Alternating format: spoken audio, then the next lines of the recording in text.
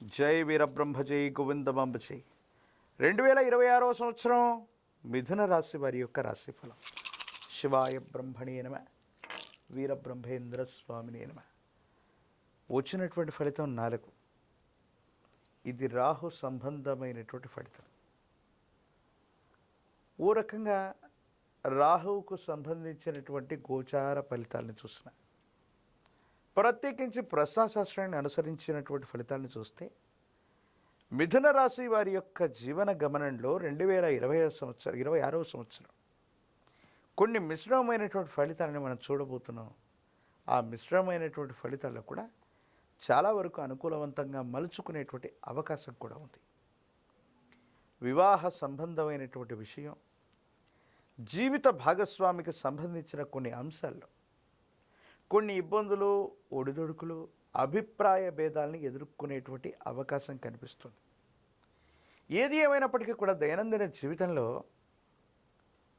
ఖచ్చితత్వంతో ఉండాలని, నిక్కచ్చిగా ఉండాలని, సత్యమే మాట్లాడాలన్నటువంటి కొన్ని రకాలైనటువంటి అతి మంచితనం, అతి నిజాయితీ వల్ల తప్పకుండా కొన్ని ఇబ్బందులు రాబోతున్నాయి.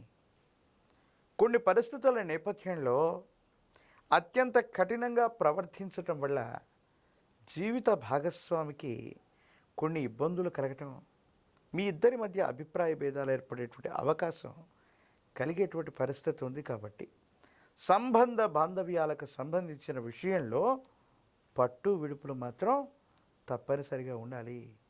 కొన్ని అతి ఖచ్చితత్వంతో వెళ్ళటం వల్ల సంబంధ బాంధవ్యాలు దెబ్బతినే అవకాశం ఉంటుంది. కాబట్టి ఈ విషయంలో మాత్రం చాలా జాగ్రత్తగా ఉండాలి. మిథున రాశి జాతకుల యొక్క జీవన గమనంలో సంవత్సరాలు మారిపోతున్నాయి, కానీ మేము అనుకున్నది ఏది జరగట్లేదు, సానుకూలవంతమైనటువంటి ఫలితం ఉంటుందా లేదా అన్న ఆలోచన కలుగుతూ ఉంటుంది. దేవగురు అయినటువంటి బృహస్పతి యొక్క అనుకూలవంతమైనటువంటి సంచారం వల్ల మీ యొక్క జన్మరాశి మరియు ద్వితీయ రాశి, అలాగే అతిచారం వల్ల మరో రాశిలో కూడా వేగవంతంగా సంచరిస్తున్నటువంటి పరిస్థితుల రీతిగా ప్రతి త్రైమాసికానికి 3 మాసాలకు ఒక్కసారి కొన్ని అనుకూలవంతమైనటువంటి ఫలితాలని బృహస్పతి ప్రత్యేకించి మీకు ఇవ్వబోతున్నాడు.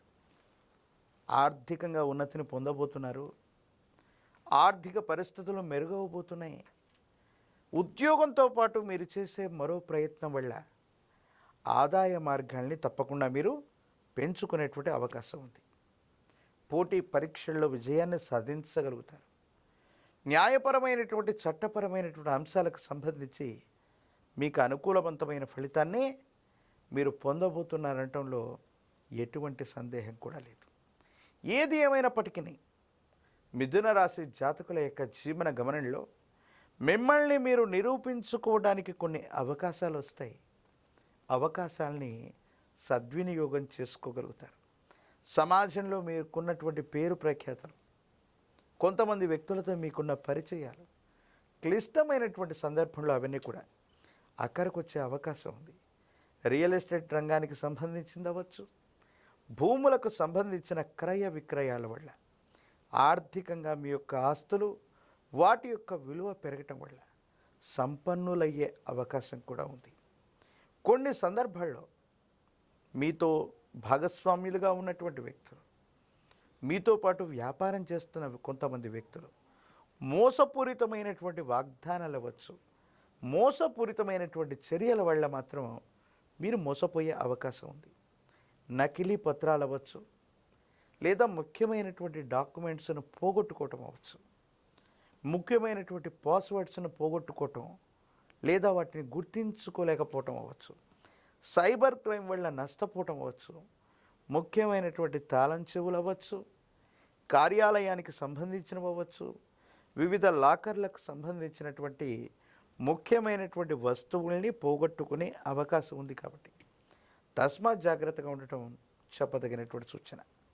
ఆరోగ్యపరమైనటువంటి అంశాల్లో కూడా ఈ రాశి జాతకులకి దీర్ఘకాలికమైనటువంటి అనారోగ్యం ఇబ్బంది పెట్టే అవకాశం ఉంటుంది. కాబట్టి వీటి విషయంలో జాగ్రత్తగా ఉండండి. రాజకీయపరమైనటువంటి రంగంలో ఉన్నటువంటి వాళ్ళకి తప్పనిసరిగా పదవీ ప్రాప్తి, ఎన్నికల్లో పోటీ చేయాలనుకున్న వాళ్ళకి ఇది చాలా అనుకూలవంతమైనటువంటి సమయం. వివాహం కానటువంటి స్త్రీ పురుషులకి వివాహ సమయం, ఉద్యోగం రానటువంటి నిరుద్యోగులకు కూడా చాలా అనుకూలవంతమైనటువంటి ఫలితాలు పొందుతాయి. దూర ప్రాంతాలకు వెళ్ళి విద్యను అభ్యసించాలనుకుంటున్న విద్యార్థులకి ప్రఖ్యాతి చెందినటువంటి కళాశాలల్లో, యూనివర్సిటీల్లో ప్రవేశం లభించే అవకాశం కూడా కనపడుతుంది. అయితే గురువుగారు, ఈ మిథున రాశికి వాళ్ళకున్న సమస్యలకి పరిష్కారాలు ఏమైంటాయి? మిథున రాశి జాతకుల యొక్క జీవన గమనంలో ప్రత్యేకించి అనుకూలవంతమైనటువంటి స్థితిగతులు ఉన్నప్పటికీ కూడా కొన్ని ప్రతికూలవంతమైనటువంటి అంశాలని అధిగమించడానికి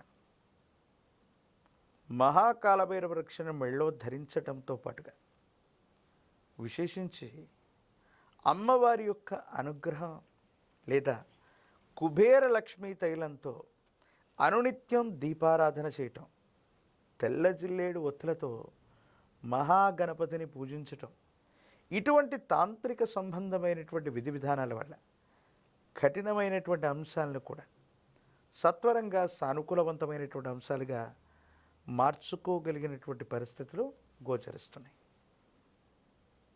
అయితే ఈ మిథున రాశి వాళ్ళకి ఏ దేవి దేవతలను పూజిస్తే ఫలితం దక్కుతుందంటారు?